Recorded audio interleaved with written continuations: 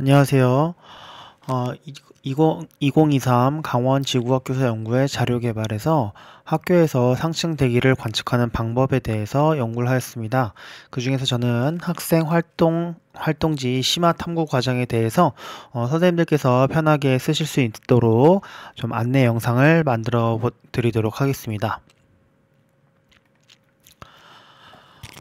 일단 대기 온도 분포에 따른 습도 분포에 관련된 학생들의 자율 탐구 주제입니다. 자, 먼저 왼쪽에 그림을 보시면 아시겠지만 안개가 잔뜩 껴있는 걸 볼 수 있습니다. 대기의 온도 분포에 따른 습도 분포인데요. 아침 안개는 맑은 하늘의 징조다. 이런 말은 어르신들께서 많이 하시는 말씀입니다. 복사 안개로 지표의 냉각에 의한 현상으로 날씨가 맑을 것을 예상할 수 있습니다. 그렇다면 과연 이 원리는 무엇인지 오늘 한번 알아보도록 하겠습니다. 실제로 학생들과 이렇게 같이 해보시면 좋을 것 같아요. 아이들이 이 그림을 보면은 굉장히 궁금증을 자아내고 그거에 대한 원리까지 알아보면 좋은 탐구 실험이 될 것으로 생각이 됩니다. 일단 그 전에 습도에 대해서 좀 알아볼 텐데요. 습도란 공기 가운데 수증기가 들어있는 정도입니다. 즉 공기 속에 수증기가 얼만큼 들어있냐, 이게 바로 습도이고요. 일단 절대 습도는요, 공기 1세제곱미터 중에 포함되어 있는 수증기 양을 g으로 표현한 것을 절대 습도라고 합니다. 상대 습도는요, 일정한 부피의 공기에 실제 포함되어 있는 수증기의 양을 그 공기가 포함할 수 있는 최대 수증기 양으로 나눈 비율을 백분율로 표시한 겁니다. 그래서 상대 습도는 대부분 퍼센테이지로 나오고요. 절대 습도는 g으로 표현이 됩니다. 그 중에 이제 상대 습도를 좀 더 자세하게 보도록 할 텐데요. 왼쪽에 있는 그래프는요, 대부분 학생들이 중학교 때부터 배우는 그래프고요. 포화 수증기압 곡선이라고 해서 배울 겁니다. 자, 먼저 상대 습도는요, 제가 이제 그 활동지에도 좀 실어 놨는데요. 기온에 따른 포화 수증기량을 표현하는 방법입니다. 상대 습도는 A는 포화 수증기압에 도달을 했고요. B와 C는 아직 포화 수증기압에 도달하지 않았기 때문에 상대적으로 포화되지 않은 겁니다. 즉 A는 포화된 거고요. B와 C는 포화되지 않은 거죠. B와 C를 비교했을 때 포화 수증기압 곡선에서 상대적으로 좀 멀리 떨어져 있는 C가 가장 불포화, 즉 상대 습도가 가장 낮은 것으로 보실 수가 있습니다. 그래서 상대 습도의 양은 A, B, C 순이 됩니다. 포화 수증기량에 도달한 공기 덩어리는요, A가 되고요. 공기를 포화시키는 방법은요, 이 공기 덩어리 안에 수증기를 더 공급을 해주거나 또는 온도를 낮춰서 포화 수증기압에 도달하게 하는 방법이 있습니다. 간략하게 보면요, 이 B 같은 경우는요, 수증기를 더 공급해서 여기에 도달하게 하거나 또는 얘를 낮춰서 여기 온도를 더 낮춰주는 방법이 있겠죠. 수증기를 이만큼 더 공급하거나 온도를 약 5도 정도 낮추면은 B 같은 경우는 포화된다는 걸 알 수 있고요. C 같은 경우는 온도를 거의 10도 정도 낮춰줘야만 도달할 수가 있는 겁니다. 포화 수증기 양에 도달하게 되면 수증기는 포화되어서 물방울로 바뀌거나 또는 이제 빙정으로 바뀌기도 합니다. 그렇게 되면서 구름과 안개가 만들어지는 거죠. 안개의 종류에는 여러 가지가 있는데요. 그 중에서 우리가 첫 장면에서부터 보았던 복사 안개에 대해서 먼저 보도록 하겠습니다. 자, 먼저 복사 안개는요, 이를 기온차가 심한 날 내륙에서 흔히 볼 수 있는 안개입니다. 지표면의 복사 냉각이 가장 큰 원인이고요. 새벽에 주로 발생하고요. 해가 뜨면 사라집니다. 그 원리에 대해서 좀 설명을 드리면, 해가 지고 밤이 됩니다. 그러면 태양빛이 더 이상 받지 못하기 때문에 지표가 빠르게 냉각하게 되죠. 그래서 지금 오른쪽에 그 그래프를 보시면 낮에는 상대적으로 기온 분포가 지표가 높은 데에 비해서 밤에는 상대적으로 지표가 오히려 낮은 거 볼 수 있습니다. 지표가 그만큼 비열이 작기 때문에 금방 냉각되기 때문입니다. 지면의 냉각으로 공기의 하층이 먼저 냉각이 되고요. 하층의 이슬점 온도의 이하로 냉각이 되면 그때부터는 포화 수증기압에 도달을 하면서 수증기가 물방울로 또는 빙정으로 바뀌면서 안개가 발생하기 시작하는 겁니다. 그런데 얘는요, 낮에는 처음에도 이제 말씀드렸다시피 낮에는 주로 사라집니다. 해가 뜨면 주로 사라지게 되는데 그 이유는 해가 뜨고 지면이 가열되면 다시 낮의 기온 분포가 되니까 상대적으로 하층의 온도가 높아지게 되겠죠. 그러면 다시 이 안개는 사라지게 되는 겁니다. 자, 다음 안개는 이류 안개라는 건데요. 공기의 이류, 즉 수평 이동과 관련이 된 겁니다.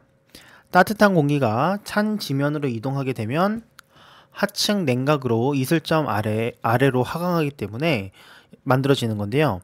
자, 따뜻하고 스뷸한 공기가 있습니다. 밤이 되면 대부분 복사안개랑 좀 약간 비슷하긴 한데요. 자, 여기는 따뜻한 물이 있는 곳이에요. 따뜻한 물이 있는 곳에서 얘가 차가운 지표로 가게 되면 지표 아래쪽이 먼저 냉각이 되겠죠. 그러면 거기에서 안개가 형성이 되는 겁니다.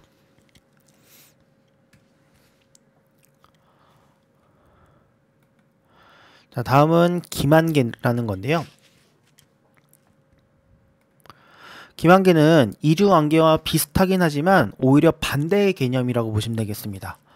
차가운 공기가 따뜻한 수면 위로 이동할 때 주로 발생을 하는데요.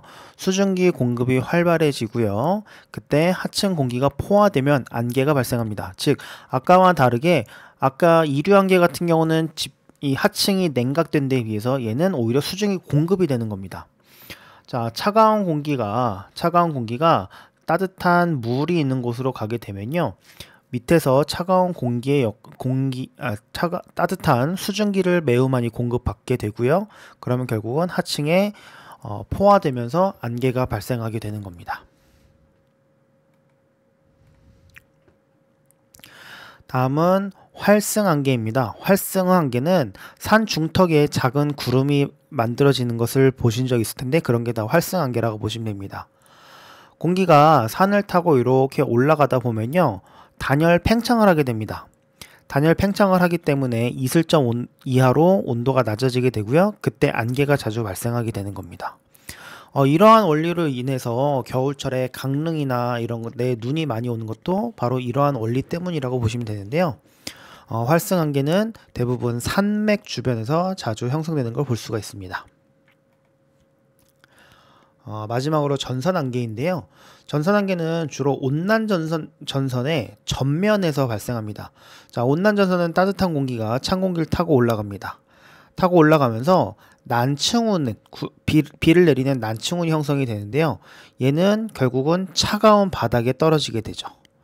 자, 차가운 바닥에 수증기가 공급이 되면서 여기에 안개가 주로 발생하는 이게 바로 전선안개가 되는 겁니다. 이제 활동지인데요. 활동지의 첫 질문은요. 역전층이 형성된 날 상대 습도를 측정하고 그래프를 그려보자입니다. 실제로 역전층이 형성된 날 너무 높은 곳까지 올리시지 않아도 되거든요. 거기에서 실제로 온도와 습도, 고도를 측정해서 표를 먼저 작성을 하고요. 그 표를 기반으로 오른쪽에 있는 모는 종이에다가 그래프를 한번 그려보면 되겠습니다. 보기 편하게 온도와 상대 습도를 다른 색으로 표현하면 좋겠죠. 자, 그 후에 같은 날, 이때는 굳이 안 띄우셔도 상관은 없습니다. 지표의 기온과 상대 습도를 측정해 보는 겁니다. 자, 그러면은 아침보다 기온과 상대 습도의 변화를 보실 수가 있을 거예요. 자, 주로 역전층이 형성된 날은요, 맑은 날이기 때문에 정오의 온도는 높아질 것으로 예상이 됩니다. 그래서 상대 습도가 아침보다는 좀 낮아질 것으로 예상이 됩니다. 자, 이와 같은 방법으로 역전층이 형성되지 않은 날, 똑같은 방법으로 상대 습도를 측정하고 그래프를 그려보면 되겠고요. 그 그래프를 기반으로 온도와 상대 습도에 대한 그래프를 그려보면 되겠습니다. 마찬가지로 앞에 거와 마찬가지로 정오의 기온과 상대 습도를 측정하게 되는데요. 역전층이 생성된 날보다는 지표의 온도 및 상대 습도의 변화량이 작을 겁니다. 자, 이 두 가지 결과를 비교해서 역전층 형성된 날과 역전층이 형성되지 않은 날의 지상의 기온 분포를 비교하여 보는 것이 다섯 번째 문항인데요. 역전층이 형성된 날, 즉 복사항기가 형성된 날이겠죠. 상대 습도의 분포와 역전층이 형성되지 않은 날 상대 습도 분포를 비교해서 설명을 해봅시다. 라는 게 질문인데요. 아마 이런 식으로 형성이 되겠죠. 역전층이 형성된 날 상대 습도는 지표 냉각에 의한 안개 생성으로 높게 나타납니다. 그에 비해서 역전층이 형성되지 않은 날은 상대 습도는 지표의 냉각이 상대적으로 적기 때문에 낮게 나타날 겁니다. 안개가 형성됐다는 얘기 자체가 거의 포화 수준 기압에 도달했기 때문에 상대 습도는 높게, 그 다음에 복사안개가 형성되지 않은 날은 상대 습도가 대체적으로 낮게 나타날 겁니다. 자, 두 번째 질문인데요. 분지에서 상대적으로 안개가 많이 형성되며 춥고 더운 날씨가 많이 생깁니다. 산이 많은 강원도의 경우 대부분 분지인 경우가 많은데요. 앞에와 같은 현상이 생기는 원인은 무엇일지 한번 생각해 보는 겁니다. 자, 추운 공기 또는 더운 공기가 생성되면 주변으로 흩어져야지 덜 춥고 또는 덜 더워집니다. 그러나 분지의 경우 산을 넘어야 하기 때문에요, 강한 바람이 필요합니다. 대부분 산이 막고 있기 때문에 잘 흩어지지 않죠. 분지의 경우는 사방이 막혀있기 때문에 주변으로 흩어질 수가 없고, 이러한 이유로 한 곳에 머무르는 공기로 인하여 안개도 잘 형성되고 춥고 더운 날씨도 많이 나타나게 되는 겁니다. 자, 다음 탐구 과정은요, 대기오염 농도를 좀 보는 건데요. 학생들에게는 이 오존주의보가 무엇인지 한번 질문하시면서 시작을 해보시면 좋을 것 같습니다. 대기 온도 분포에 따른 대기 오염 농도 중에서 일단 오존주의보라는 걸 하게 되는데요. 상대적으로 강원도에는 오존주의보가 상대적으로 적게 발령됩니다.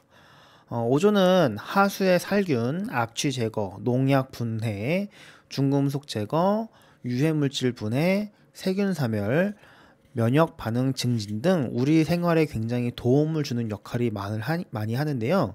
이러한 오존이 지표면에 많게 되면 호흡기와 접촉하여 천식과 알레르기성 비염을 악화 또는 발생시키기도 합니다. 자, 이러한 원인은 다 휘발성 유기화합물 VOCs 때문인데요. 휘발성 유기화합물이 무엇인지 한번 보도록 하겠습니다. 휘발성 유기화합물은 일산화탄소와 이산화탄소를 제외하고 증기압이 높아 일반적인 대기 환경에서 기체로 존재하는 유기물들을 총칭하는 용어로 VOCs는 광화학 스모그를 일으키는 물질입니다. 그렇다면 광화학 스모그는 무엇일지 한번 보겠습니다. 자, 광화학 스모그는요, 연기와 그 다음에 안개, 스모크와 안개, 포그의 합성어인데요. 19세기 말 산업혁명 이후에 영국 런던에서 처음 발생하였습니다. 자동차 배기가스와 같은 VOCs가 빛을 받아서 화학반응, 즉 광화학 반응을 하게 되는데요. 옅은 황갈색의 안개가 형성이 됩니다. 처음 발생한 지역의 이름을 따서 LA형 스모그라고도 불리는데요. 자, 밑에 보시면은 결국은 요 오존이 만들어졌을 때 이 큰 피해가 결국 발생하는 것을 알 수 있습니다. 그렇기 때문에 우리가 오존의 농도에 대해서도 주의 깊게 보셔야 될 겁니다. 이제 라디오 전달을 띄워서 실제로 이제 이 VOCs를 비교하는 방법인데요. 역전층이 형성된 날 VOCs를 측정하고 그래프를 그려보는 겁니다. 앞에서 했던 것처럼 상대 습도 그리는 것처럼 여기다가 그래프를 채우시면 되겠고요. 두 번째, 고도에 따른 온도와 휘발성 유기화합물의 그래프를 오른쪽에 있는 모눈종이에다 그려보시면 되겠죠. 이 휘발성 유기화물은 결국은 이 자외선의 영향을 받기 때문에요. 자외선이 한창 강한 12시를 지나서 대략 오후 2시쯤 반응하는 시간도 이제 주어야 되기 때문에 오후 2시쯤에 측정하는 것이 좋습니다. 그때 지표의 기온과 휘발성 유기화물을 측정해 보면 좋겠는데요. 자, 역전층이 생성된 날, 맑은 날이기 때문에 오후 2시에 햇빛이 굉장히 더 강하게 될 겁니다. 그래서 VOCs의 농도가 높아지게 될 것으로 예상할 수가 있습니다. 자, 반대로 역전층이 형성되지 않은 날 휘발성 유기화물을 측정해보고 그래프를 그려보는 거 똑같은 방식으로 해보시면 되겠고요. 마찬가지 요 모는 중에도 똑같은 방식으로 해보시면 되겠습니다. 같은 날 오후 2시에 지표의 기온과 휘발성 유기화물의 농도를 측정해 보면요. 아마 역전층이 형성된 날보다는 휘발성 유기화물의 농도가 낮을 것으로 예측할 수가 있습니다. 자, 두 결과를 비교하여 역전층이 형성된 날과 역전층이 형성되지 않은 날 휘발성 유기화물의 농도를 비교해 보는 게 마지막 5번째 질문이 되겠고요. 역전층이 형성된 날, 즉 복사한계가 형성된 날 휘발성 유기화물의 분포와 역전층이 형성되지 않은 날 휘발성 유기화물의 분포를 비교해 설명해 보자 라고 되어 있습니다. 역전층이 형성날은 맑은 날씨가 형성되고 자외선의 양이 많아지기 때문에 휘발성 유기화물의 농도가 높을 것으로 예측할 수 있습니다. 자, 두 번째는요. 휘발성 유기화물은 광화학 스모그를 발생시키는 물질로 우리에게 큰 피해를 입힐 수가 있습니다. 이러한 피해를 줄이기 위한 방안에 대해서 토의해 보자고 되어 있는데요. 학교에서 상황에 맞춰서 인터넷 검색을 해봐도 되고요. 기사를 찾아봐도 되고요. 학생들에게 토의 토론을 시켜보는 것도 좋은 활동이 될 것이라고 생각이 됩니다. 잘 활용해 주셨으면 좋겠습니다. 감사합니다.